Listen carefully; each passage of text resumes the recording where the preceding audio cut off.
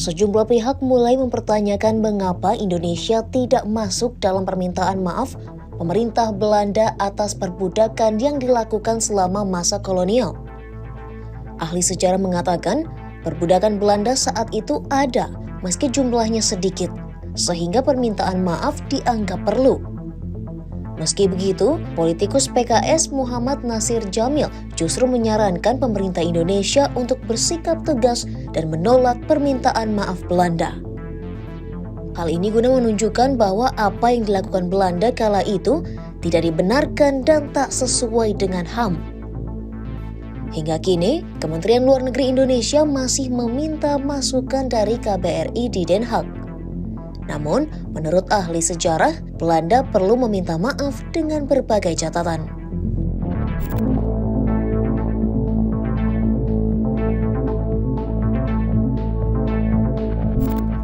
Ahli sejarah dari Universitas Indonesia, Bondan Kanumoyoso mengatakan, permintaan maaf dari pemerintah Belanda kepada Indonesia diperlukan karena dengan perbudakan, Belanda telah melakukan kejahatan.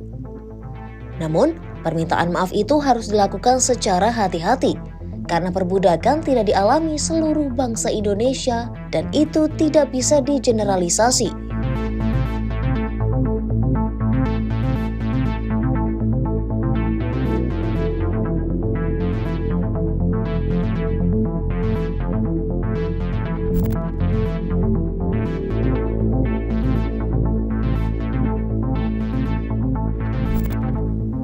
Sejarawan Rusdi Hussein mengatakan, di Indonesia pengungkapan perbudakan dinilai sebagai sesuatu hal yang memalukan.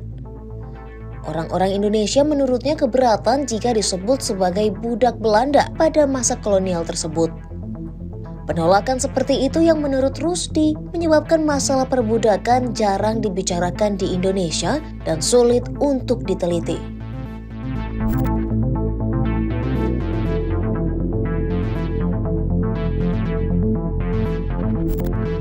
Sebelumnya, Perdana Menteri Belanda, Mark Rutte, secara resmi meminta maaf atas keterlibatan negaranya dalam perbudakan selama 250 tahun pada Senin 19 Desember 2022. Mark mengakui hal tersebut merupakan kejahatan terhadap kemanusiaan.